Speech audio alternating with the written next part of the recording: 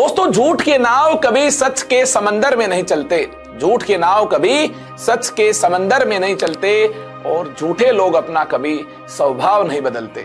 तो ऐसा नहीं है कि डी ब्लॉक एलिमेंट्स अपना स्वभाव बदल रहे हैं। डी ब्लॉक एलिमेंट्स तो यार बिल्कुल सच्चे हैं। आपको भी सच्चा बनना होगा और काफी सारे झूठ जो आप रोजमर्रा के जीवन में बोलते रहते हो कि इसलिए काम नहीं हुआ, डी ब्लॉक इसलिए नहीं आता क्योंकि इसमें खूब सारे एक्सेप्शन है। नहीं नहीं नहीं, ये ढेर सारे एक्सक्यूजेस आपके नहीं चल रहे होंगे क्योंकि डी ब्लॉक एलिमेंट्स में आपकी यार पूरी अंडरस्टैंडिंग बनाई जाएगी, सब कुछ एक्सप्लेन किया जाएगा और जहां जहां पर कुछ याद करना होगा तो याद करने की टेक्निक भी आपको बताई जाएंगी। ऐसे शानदार निमोनिक्स के साथ यार आज हम पढ़ाई कर रहे होंगे। जाने मन सच में क्यों करती हो फैशन, कोई नहीं तेरे वर्गा। ऐसी ऐसी शानदार लाइनों के साथ हम यार डी ब्लॉक में काफी सारी चीजें अंडरस्टैंड कर रहे होंगे जहां पर याद करने की बात होगी। तो मैं आपके साथ ही मिलूंगा आपका काम आसान करने के लिए, आसान बनाने के लिए। तो सच का सामना करने के लिए तैयार हो जाएं, नोटबुक और पेन उठा लें और जल्दी से हेडिंग डाल लें, oxidation state of D block elements. जहां मैंने लास्ट सेशन में आपको छोड़ा था एटॉमिक रेडियाई के ट्रेंड की, हमने यार लास्ट में बात की थी, याद है मुझे, आपको भी याद होगा। और आपके नोट्स को देखिए, ठीक है ना, आपके नोट्स में भी लास्ट में हमने यार एटॉमिक रेडियाई के ट्रेंड्स की ही बात की थी। एक बार फिर से आप सभी का हार्दिक स्वागत करता हूं, अभिनंदन करता हूं इस प्यारे से सेशन में। आज हम हमारी इस कहानी को oxidation state of D block elements नाम के इस टॉपिक से ही आगे बढ़ा रहे होंगे। The net numerical charge assigned to an atom in combined state is called oxidation state और ऑक्सीडेशन नंबर। एटम के चार्ज को बोला जाता है ऑक्सीडेशन स्टेट, ठीक है। ऑक्सीडेशन स्टेट की मिनिमम वैल्यू किस बात पर डिपेंड कर रही होगी? Total number of electrons, total number of electrons in 4s lost.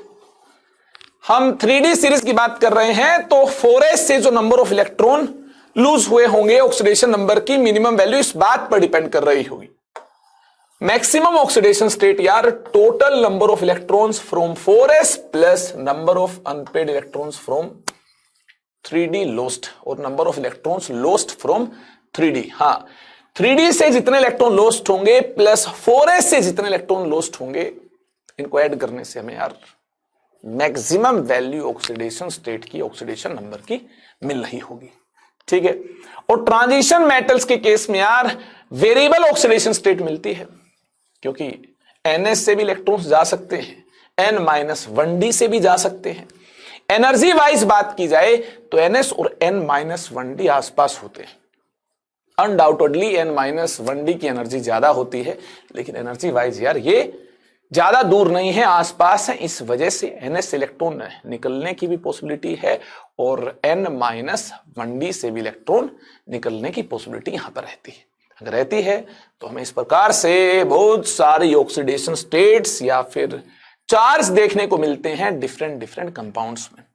एक बार नजर डाल लो, स्कैंडियम जो है, ध्यान दीजिएगा, स्टेबल फॉर्म में +3 ऑक्सीडेशन स्टेट ही एग्जिबिट करता है। टाइटेनियम +2 +3 +4। क्यों ये सारी पॉसिबिलिटी यहां पर रहेंगी, करेंगे इसकी बात। फिलहाल आप नोट कर लो, वेनेडियम +5 तक जाएगा, क्रोमियम +6 तक जाएगा और मैग्नीज +7 तक जाएगा।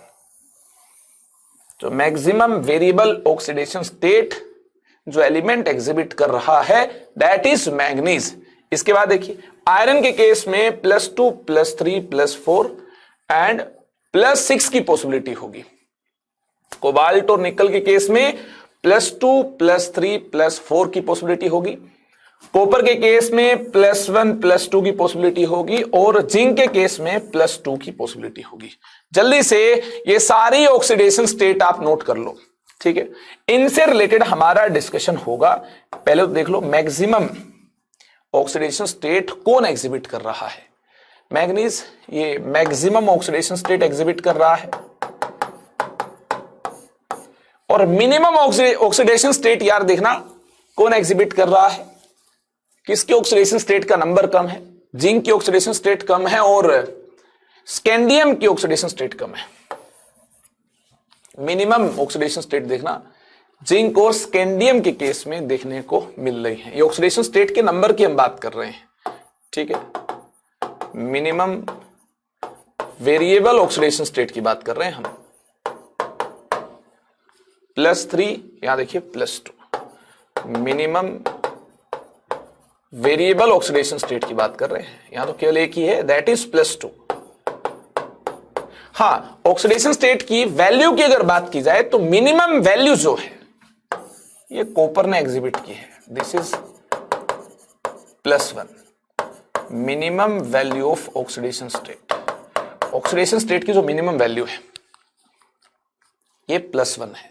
हाँ, ऑक्सीडेशन स्टेट के नंबर की बात की जाए कि कितनी डिफरेंट ऑक्सीडेशन स्टेट एग्जिबिट की है, तो मैक्सिमम नंबर आपको यहां देखने को मिलता है और मिनिमम नंबर स्कैंडियम और जिंक के केस में देखने को मिल रहा है।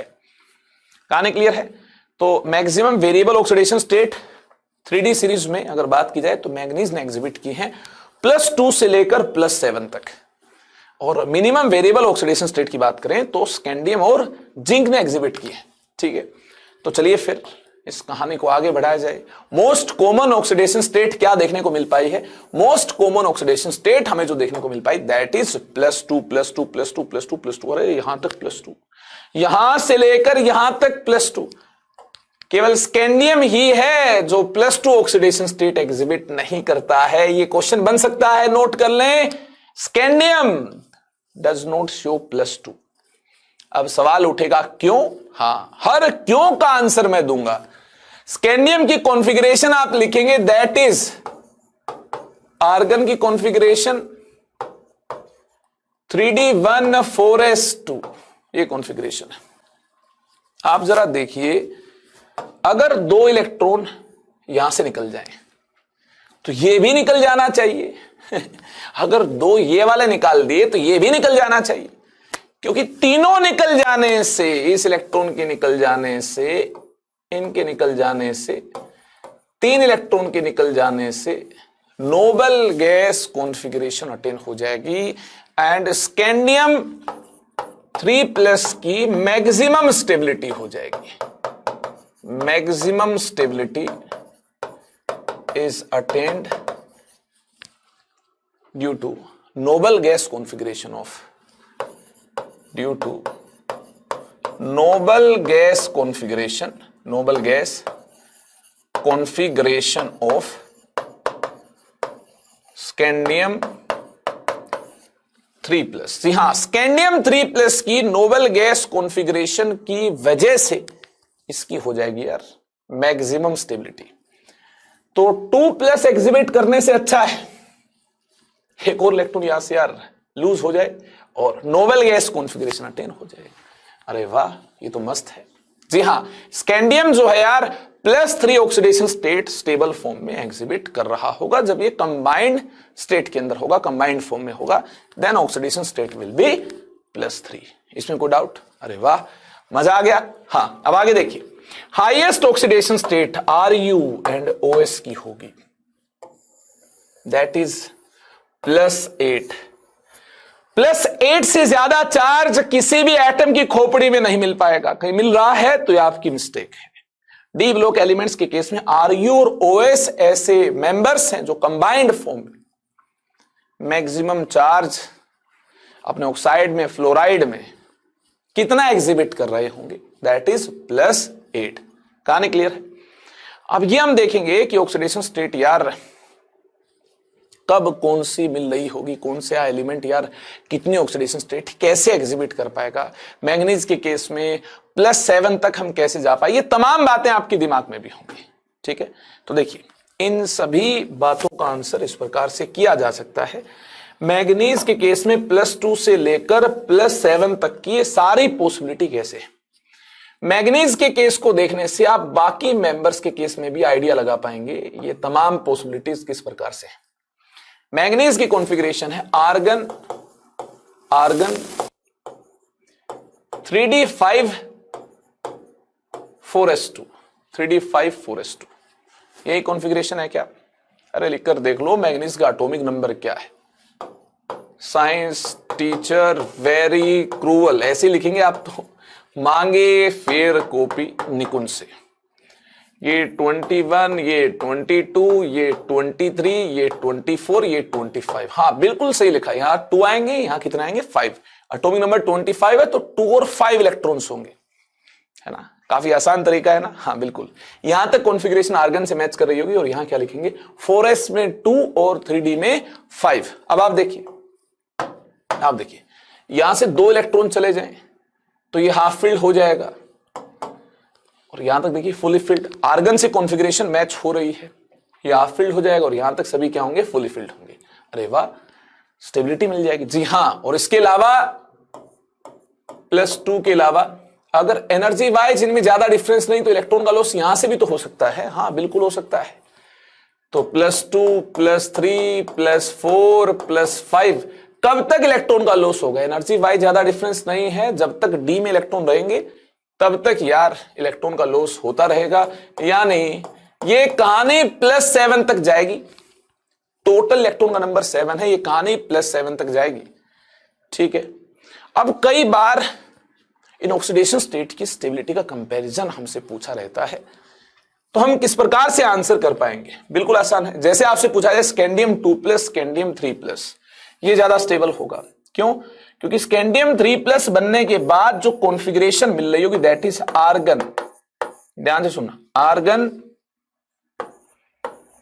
3d0 4s0, ये नोबल गैस कॉन्फ़िगरेशन होगी। और यहां देखिए स्कैंडियम 2+ के केस में आर्गन 3d कितना होगा 1 होगा, 4s क्या होगा 0 होगा। यहां देखिए नोबल गैस कॉन्फ़िगरेशन नहीं है, लेकिन ये नोबल गैस कॉन्फ़िगरेशन है। This configuration is more stable, this configuration is more stable, hence scandium 3+ is more stable then scandium 2+। अरे वाह, ये तो मजा आ गया, ये तो हमें मजा आ गया। अब देखिए मैग्नीज 2+, मैग्नीज +7, इनका कंपैरिजन किया जाए, मैग्नीज 2+, मैग्नीज +7 का कंपैरिजन किया जाए तो यहां देखिए आर्गन, यहां क्या मिल रहा होगा आप लिख कर देखिए 3d5 4s0। हाँ, 2 इलेक्ट्रॉन निकालने के बाद 4s0 इलेक्ट्रॉन यार ऐसे ही निकलेंगे, ऐसी बाहर की तरफ है, इससे निकलेंगे। मैग्नीज 7+ की बात की जाए तो आर्गन 3d0 4s0।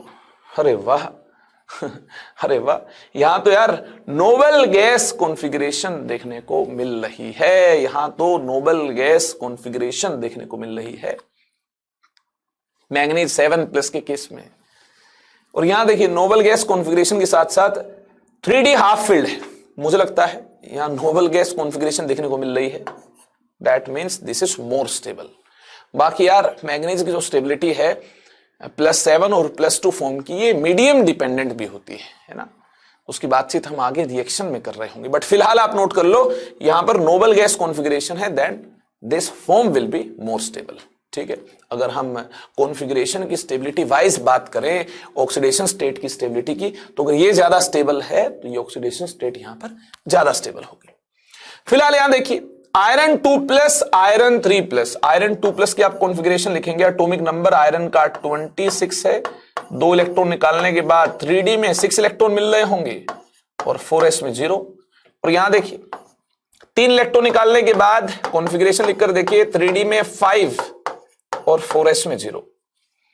ये डी सबसेल हाफ फील्ड है, half field subshell has greater stability, ये हाफ फील्ड है, ये हाफ फील्ड है। हाफ फील्ड की स्टेबिलिटी यार ज्यादा होगी, अगर हाफ फील्ड की स्टेबिलिटी ज्यादा होगी तो ये हमें ज्यादा स्टेबल मिल रहा होगा। क्लियर है? अब देखिए कॉपर +1, कॉपर +2, ये खतरनाक केस है। अगर आपसे ऐसे ही पूछा जाए कॉपर +1 या कॉपर +2, तो आप मान लीजिए पानी में इनकी स्टेबिलिटी को कंपेयर करना है। अगर पानी की अब्सेंस में अगर आप इनकी स्टेबिलिटी को कंपेयर कर रहे हो, मतलब एनहाइड्रस फॉर्म में आप इनकी स्टेबिलिटी को कंपेयर कर रहे हो, तो ऐसे केस में केवल कॉन्फ़िगरेशन की स्टेबिलिटी से इनकी स्टेबिलिटी आप बता दोगे। आर्गन 3d10 4s0 ये है, और ये क्या है, ये है आर्गन 3d9 4s0। अगर केवल और केवल आप यहां पर कॉन्फ़िगरेशन से बात कर रहे होंगे स्टेबिलिटी की, this is fully filled, this is a fully filled, fully filled subshell is more stable. अगर ये फुली फिल्ड है तो ये ज्यादा स्टेबल है। आने क्लियर है? लेकिन लेकिन लेकिन पानी में NH2O, पानी में NH2O, ध्यान से सुन लो, very very very important point. NH2O पानी में कॉपर +1 डिसप्रपोर्शनेट्स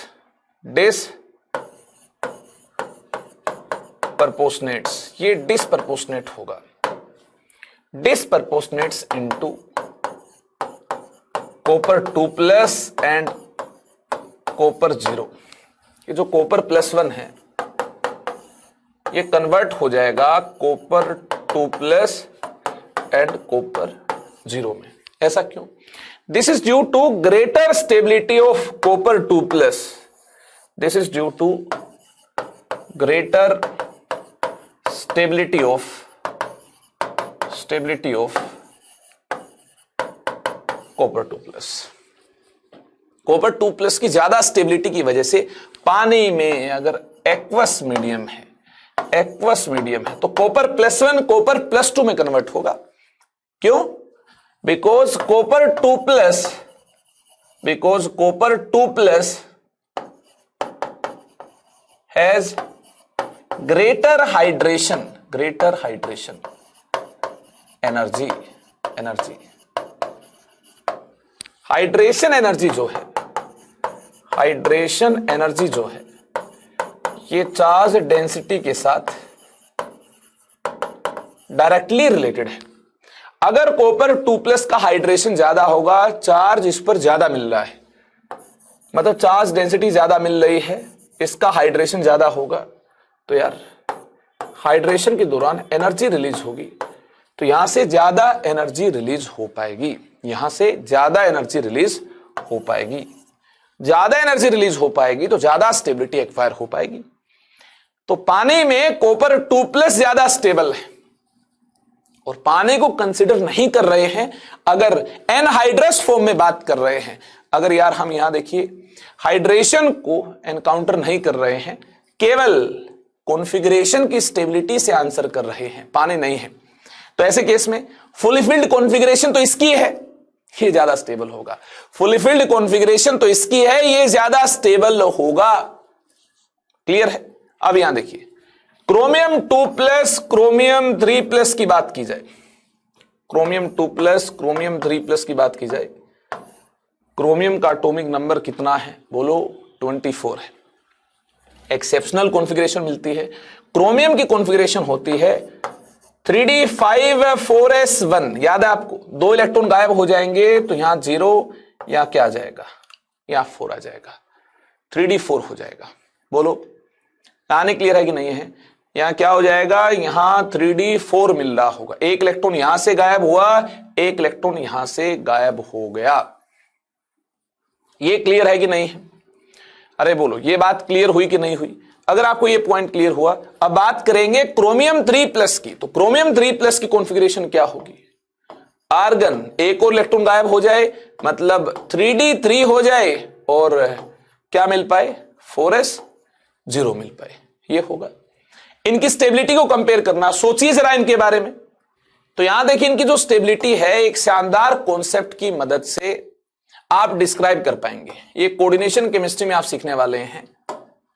जो डी सबशेल है, क्या डी सबशेल, ये देखिए इस प्रकार से 5 डिब्बे मिलते हैं, 5 ऑर्बिटल मिलते हैं।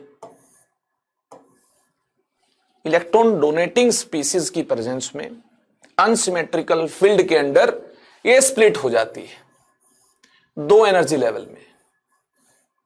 2 डिब्बे के साथ हमें Eg मिलता है और 3 डिब्बों के साथ हमें T2G मिलता है।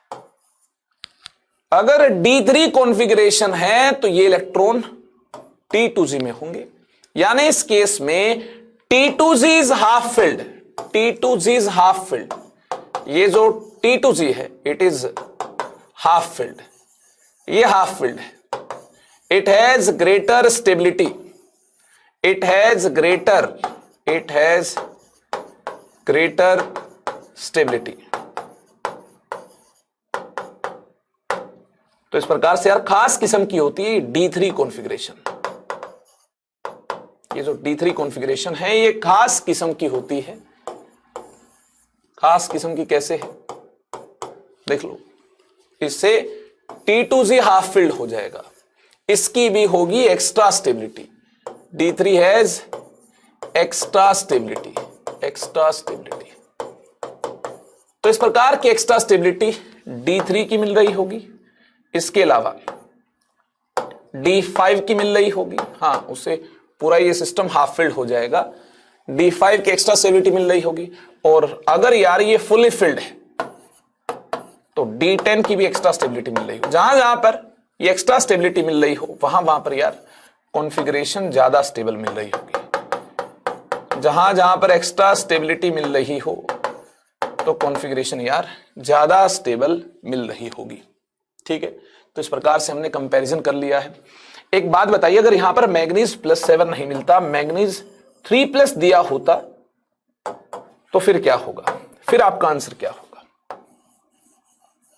ठीक है, तो यहां कंट्रोवर्सी हम कंसिडर करते ही नहीं है।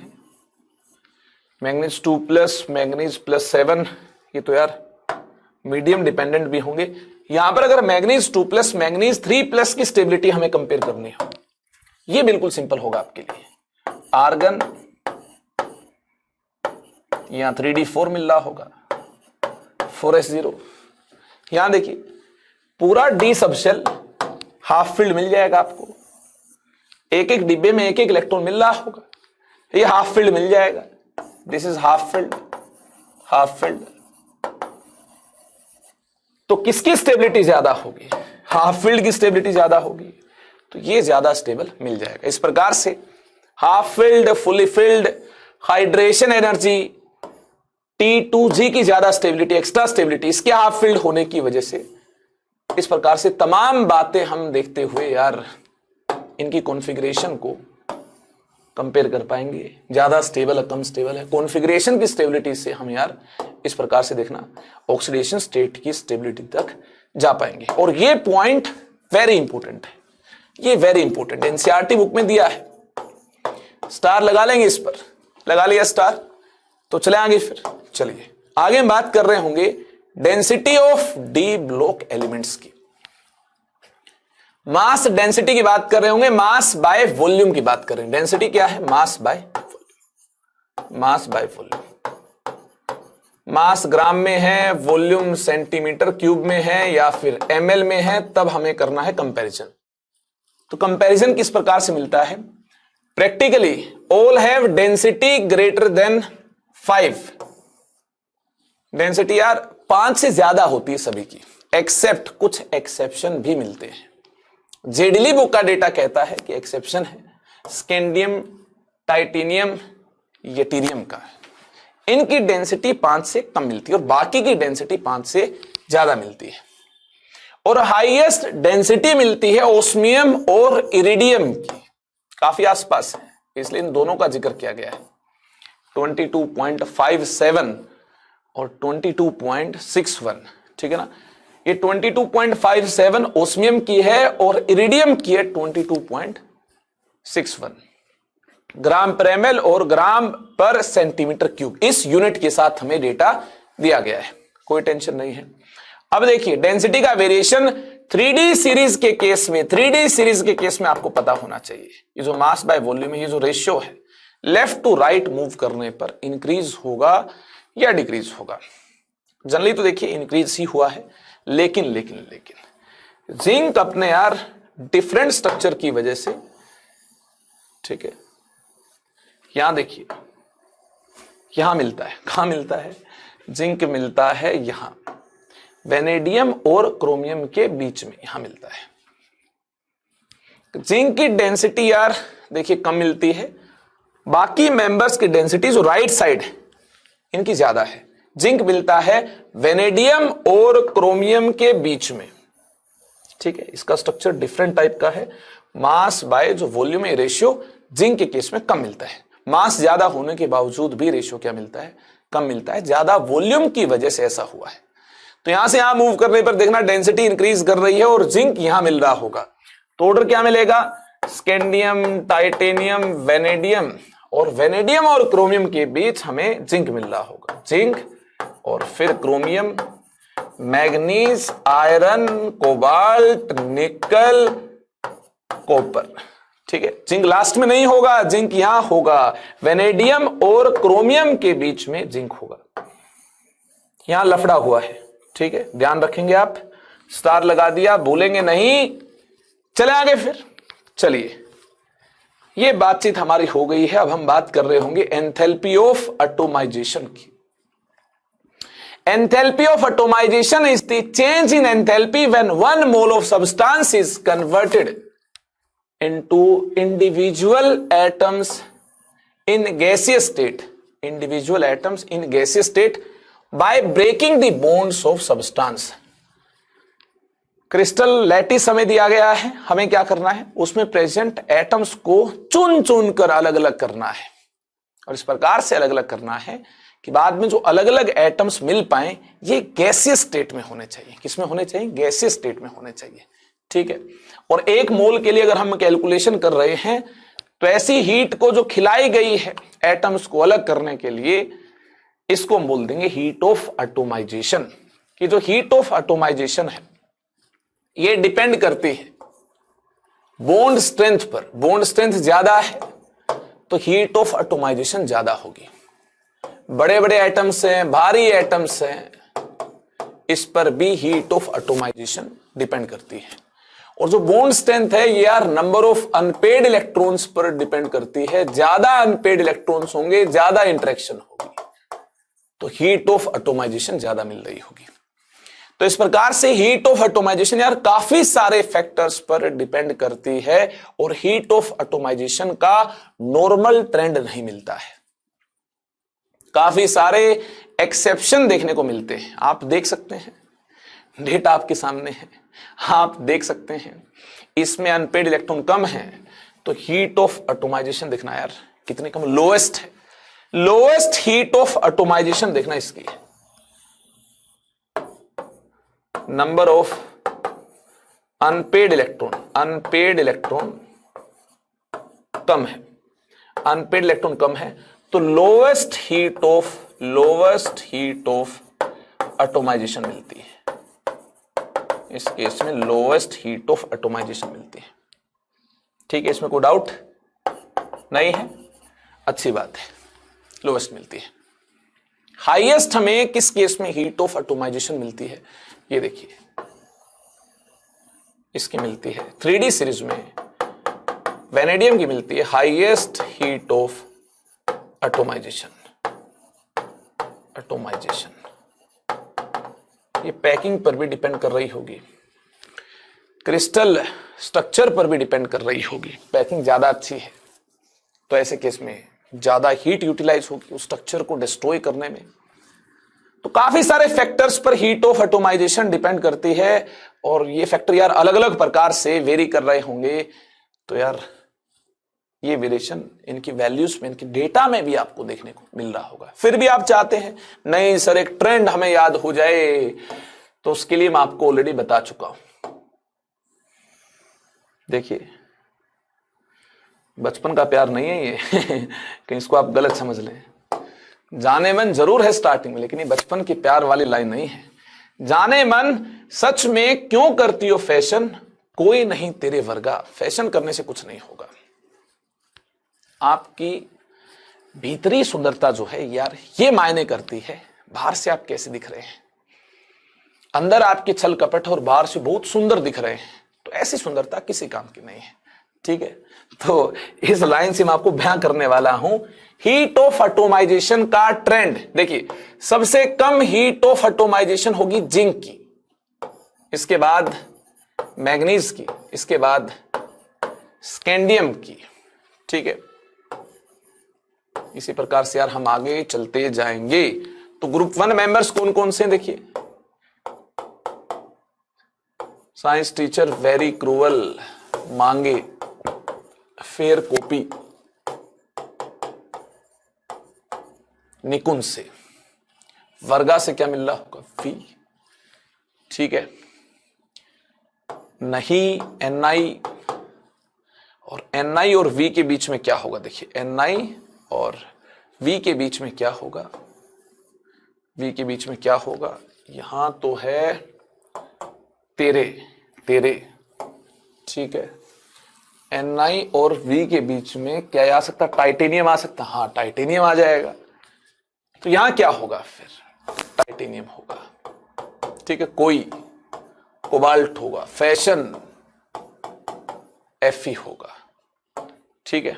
और क्या रह गया है, जाने मन सच में क्यों करती हो फैशन, कोई नहीं तेरे वर्गा। और क्या क्या रह गया है, कितने मेंबर्स आ गए हैं, 3 और 4 5 6 7 8, 8 मेंबर आ गए हैं।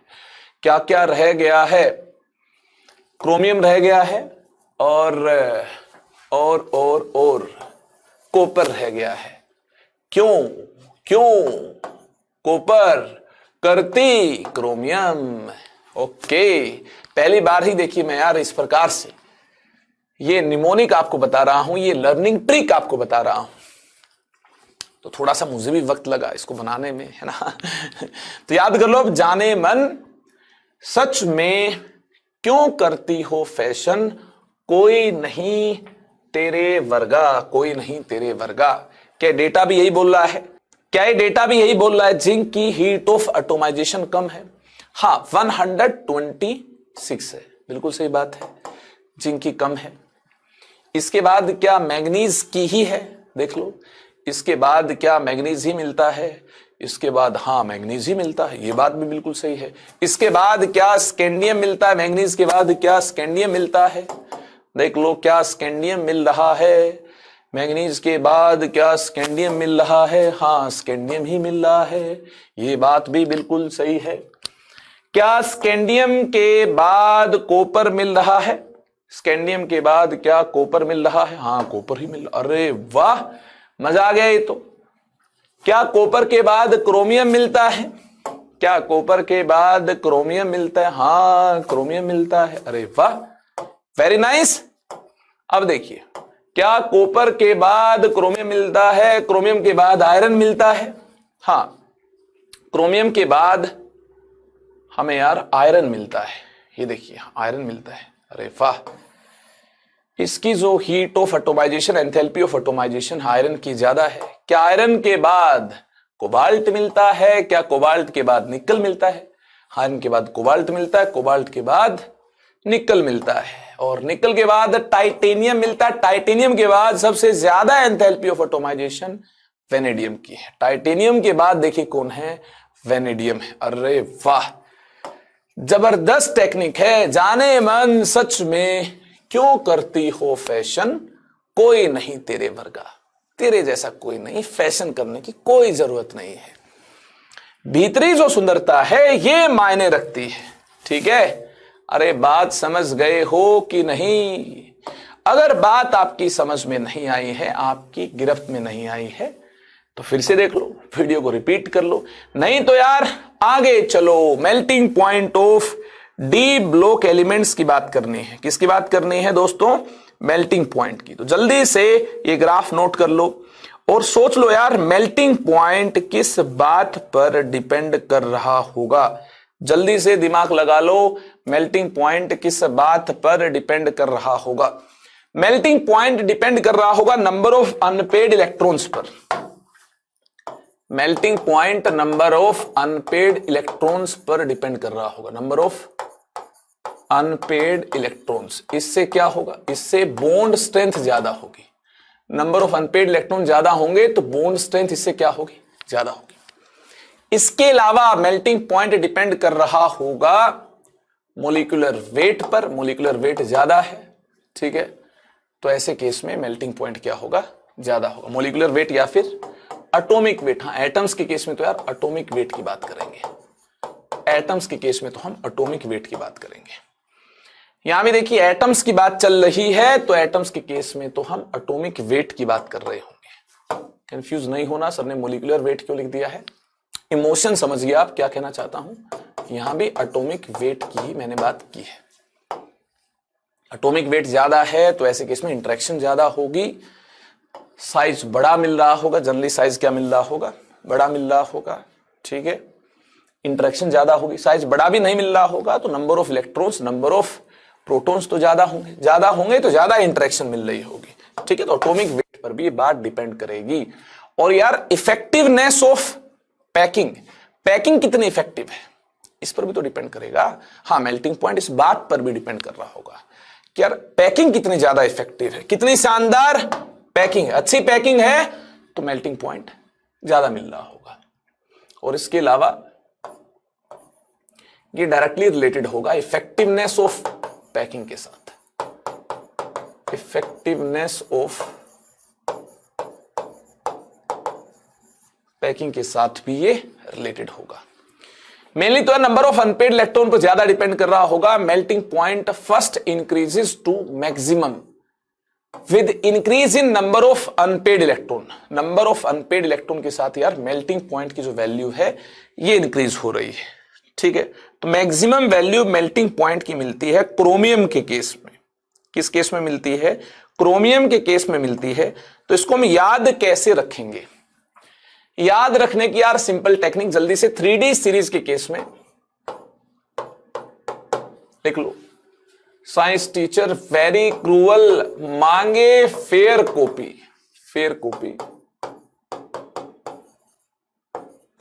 निकुंज से, मांगे फेयर कॉपी निकुंज से। आई होप आपने ये ट्रिक याद कर ली होगी किस प्रकार से 3D सीरीज के एलिमेंट्स को हमें अरेंज करना है। देख लिया आपने इस प्रकार से। इस प्रकार से अगर आपने एलिमेंट्स को अरेंज कर लिया है तो क्या कीजिए, मैग्नीज को यहां से उठाइए, मैग्नीज को यहां से उठाइए और मैग्नीज को यहां पटक दीजिए। मैग्नीज को यहां से उठाइए और मैग्नीज को यहां पटक दीजिए। ऐसा करने के बाद क्या करना है? ऐसा करने के बाद स्कैंडियम से क्रोमियम, स्कैंडियम से क्रोमियम आप चलेंगे तो यार मेल्टिंग पॉइंट इंक्रीज होगा। Number of unpaired electron increase कर रहे हैं तो मेल्टिंग पॉइंट यहां से यहां तक इंक्रीज होगा। Melting point increases, number of unpaired electron increase हो रहे हैं, मेल्टिंग पॉइंट क्या होगा? इंक्रीज होगा, ठीक है। चलिए बहुत बढ़िया बात है। क्रोमियम में काफी ज्यादा अनपेड इलेक्ट्रॉन मिलते हैं, मेल्टिंग पॉइंट क्या होगा? इंक्रीज होगा। इसके बाद मेल्टिंग पॉइंट डिक्रीज होगा, पेयरिंग स्टार्ट होगी। अनपेड इलेक्ट्रॉन्स ज्यादा मिलते हैं तो मेल्टिंग पॉइंट ज्यादा मिल रहा होगा। इसके बाद यार पेयरिंग स्टार्ट होगी, पेयरिंग स्टार्ट होगी तो मेल्टिंग पॉइंट डिक्रीज होगा, ठीक है। मेल्टिंग पॉइंट डिक्रीज होगा, इनसे मेल्टिंग पॉइंट कम मिल रहा होगा, कम मिल रहा होगा। और जो वेरिएशन है वो इस प्रकार से मिलेगा आपको, Fe CO Ni और मैग्नीज उठकर यहां आ गया है Mn Cu Zn, ठीक है। Mn यहां आ गया, ये याद रखेंगे आप लोग। काफी सारे फैक्टर्स पर देखिए मेल्टिंग पॉइंट डिपेंड कर रहा होगा, तो जो ट्रेंड होगा ये आपको इस प्रकार से मिलेगा। इन सारे फैक्टर्स को एक साथ कंसिडर करेंगे, जो ट्रेंड होगा ये ट्रेंड यार इस प्रकार से मिल रहा होगा। यहां से यहां जाने पर number of unpaired electrons decrease हुए हैं, ठीक है। Number of unpaired electrons decrease हुए हैं, अनपेड इलेक्ट्रॉन्स डिक्रीज हुए हैं तो मेल्टिंग पॉइंट भी डिक्रीज होगा। अब सवाल ये उठता है मैग्नीज की जो कॉन्फ़िगरेशन है वैसी तो नहीं है कि इसमें नंबर ऑफ अनपेड इलेक्ट्रॉन्स कम हो, फिर मैग्नीज पीछे क्यों चला गया? मैग्नीज का यहां से यहां जाने का क्या राज है? मैग्नीज के लिए राज की बात क्या है? मैग्नीज के लिए राज की बात क्या है? बोलो, मैग्नीज के लिए राज की बात क्या है? मैग्नीज के लिए राज की बात यह है कि मैग्नीज की कॉन्फ़िगरेशन ये है, क्या? आर्गन, आर्गन 3d5 4s2, ये देखो फुली फिल्ड, हद स्टेबल होगा, हाँ स्टेबल होगा। फुली फिल्ड तो यार स्टेबल कॉन्फ़िगरेशन होती है, ये फुली फिल्ड और ये हाफ फिल्ड, ये हाफ फिल्ड, ये फुली फिल्ड, ये हाफ फिल्ड, यानी ये हाईली स्टेबल होंगे, ये हाईली स्टेबल होंगे, इसकी वजह से they do not effectively participate. अगर स्टेबल है तो यार मेटालिक बॉन्डिंग में they do not effectively participate in metallic bonding. Half filled और फुली फिल्ड के अलावा अगर नंबर ऑफ अनपेड इलेक्ट्रॉन्स ज्यादा मिलते हैं, ठीक है ना, इसके अलावा अगर नंबर ऑफ अनपेड इलेक्ट्रॉन्स ज्यादा मिलते हैं तो वैसे केस में पार्टिसिपेशन मेटालिक बॉन्डिंग में यार इलेक्ट्रॉन्स का ज्यादा रहता है। लेकिन फुली फिल्ड हो तो उस केस में भी यार पार्टिसिपेशन ज्यादा नहीं होगा मेटालिक बॉन्डिंग में। हाफ फिल्ड हो तो ऐसे इलेक्ट्रॉन भी हेजिटेट करते हैं क्योंकि पहले से ज्यादा स्टेबल है, तो इसलिए हेजिटेट करते हैं। किसी और इनकम्प्लीटली फिल्ड के कंपैरिजन में, कोई और इनकम्प्लीटली फिल्ड है और उसके अंदर नंबर ऑफ अनपेड इलेक्ट्रॉन ज्यादा है, उसके कंपैरिजन में यार हेजिटेट करते हैं। अगर हेजिटेट करते हैं, मेटालिक बॉन्डिंग उतनी खतरनाक नहीं है, तो ऐसे केस में हमें क्या मिल रहा होगा? ऐसे केस में हमें मेल्टिंग पॉइंट कम मिल रहा होगा। और कितना कम मिलेगा? मैग्नीज उठकर यहां से यहां चला गया, इतना कम मिलेगा। कोई कहता नहीं एग्जैक्ट ऑर्डर बता दो, तो सुन लो एग्जैक्ट ऑर्डर। अगर सुनने की आपकी इच्छा है तो एग्जैक्ट ऑर्डर सुन लो, हमें कोई टेंशन नहीं है। क्या मिल रहा होगा एग्जैक्ट ऑर्डर? जिंक, जिंक के बाद कॉपर, कॉपर के बाद मैग्नीज, मैग्नीज के बाद निकल, निकल के बाद देख लो कोबाल्ट, कोबाल्ट के बाद आयरन। ठीक है, कोबाल्ट के बाद क्या मिलेगा? आयरन मिलेगा।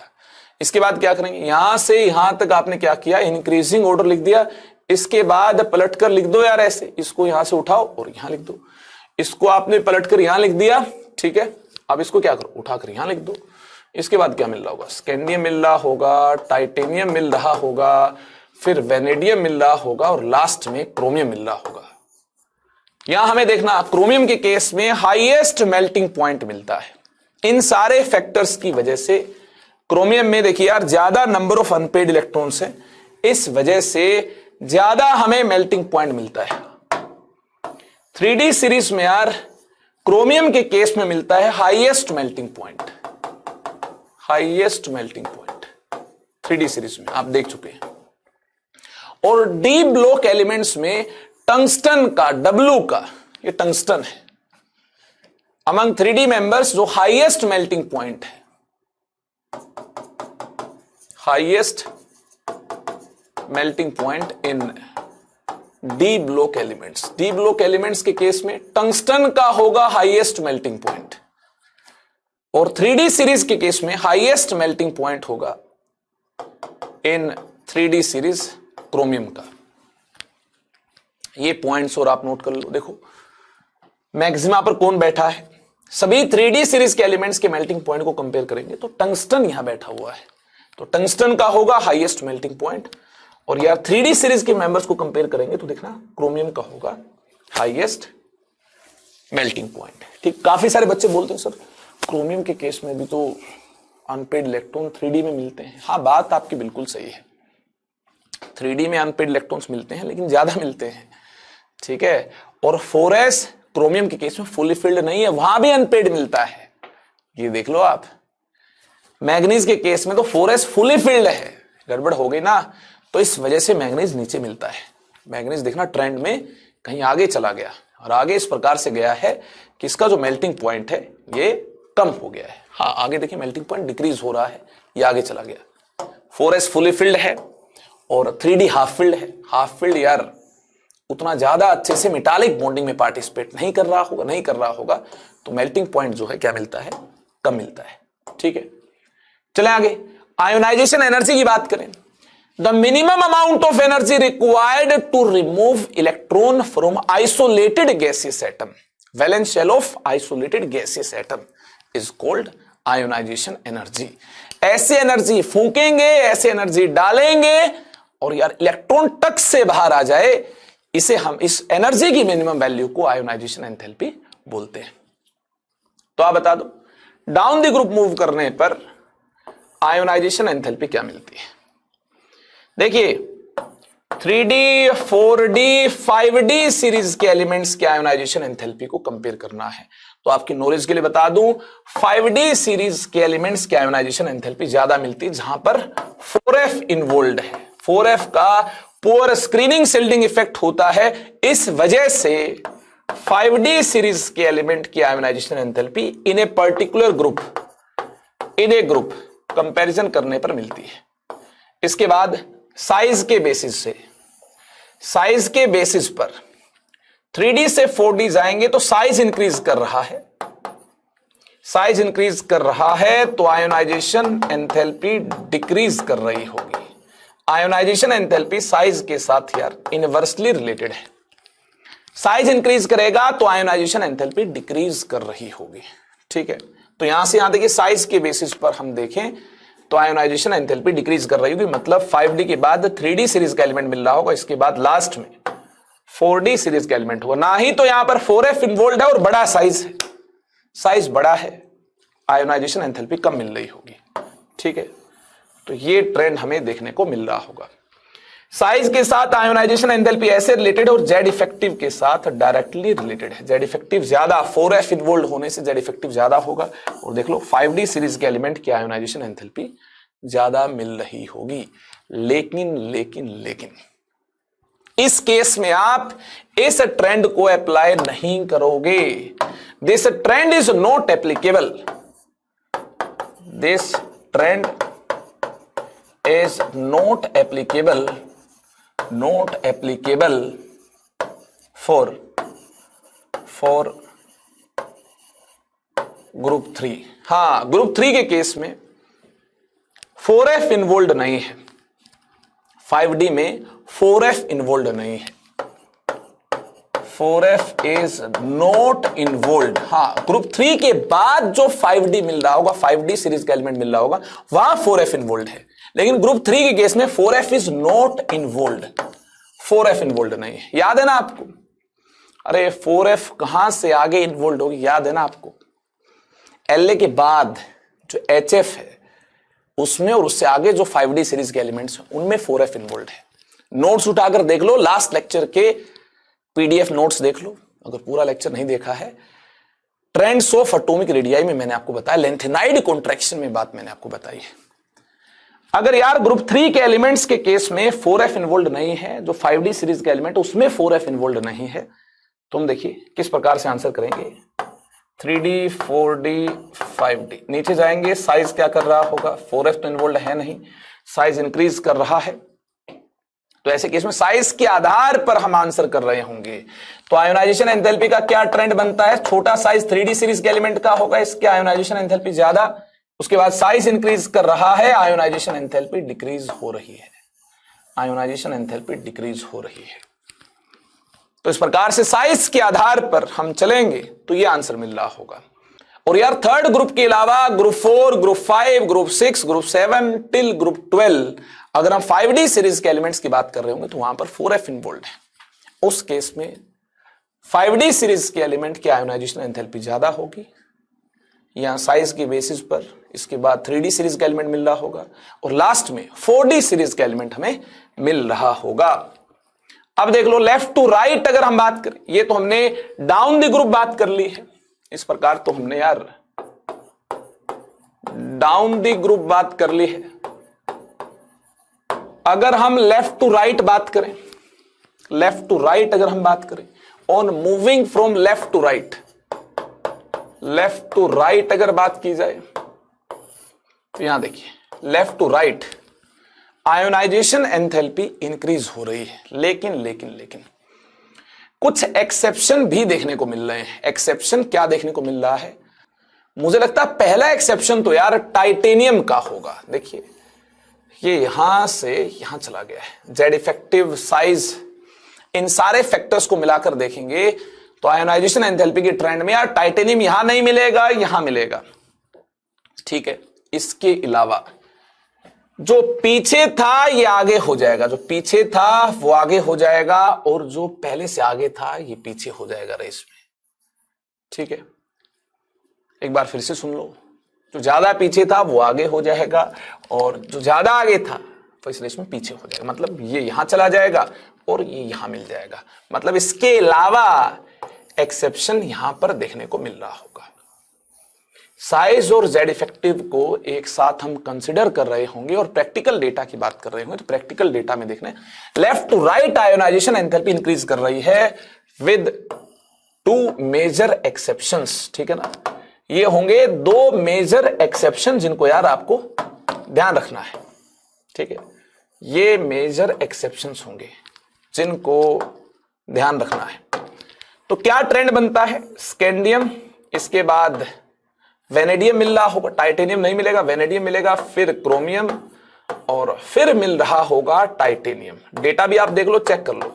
फिर मैग्नीज, मैग्नीज के बाद देखिए निकल, यहां से गायब होंगे, यहां से ये गायब होगा, ये आगे मिल रहे होंगे। निकल के बाद कॉपर, और देखना जो पीछे था ये आगे निकल गया, जो आगे था ये पीछे रहेगा, मतलब कोबाल्ट मिल रहा होगा। जो पीछे था ये आगे निकल गया, मतलब यहां पर हमें आयरन मिल रहा होगा। और लास्ट में जिंक मिल रहा होगा। जिंक की होगी maximum ionisation enthalpy. 3D series में जिंक की होगी मैक्सिमम आयोनाइजेशन एंथैल्पी, इसकी होगी मैक्सिमम, मैक्सिमम वैल्यू इसकी होगी। और मिनिमम वैल्यू स्कैंडियम की होगी, इसकी होगी मिनिमम वैल्यू, इसकी होगी मिनिमम वैल्यू। खूब सारी बातचीत हमने यार जमकर की है और ऐसे ही हम डी ब्लॉक एलिमेंट्स की कहानी को आगे बढ़ाते जाएंगे यार। मजेदार अंदाज में डी ब्लॉक एलिमेंट्स के बारे में खुलकर मैं बयां करता रहूंगा। मुझे लगता है आप भी यार सीख रहे हैं मेरे साथ साथ, है ना। जो गंदा सा डेटा एनसीईआरटी में दिया हुआ है उसको मैं सिंप्लीफाई करते हुए आपके सामने पेश करता जाऊंगा और आप यार बिंदास एक के बाद एक लेक्चर को अटेंड करते जाएंगे और आगे बढ़ते रहेंगे। इसी अंदाज में यार हम मिलते रहेंगे, है ना, जैसे आए थे ऐसे विदाई लेते रहेंगे। तो यार चलिए वीडियो करते हैं यहीं पर एंड। उम्मीद करता हूं आप नोट्स बनाएंगे और खूब सारी पढ़ाई जमकर करेंगे। तब तक के लिए bye bye, take care, love you all, thank you so much.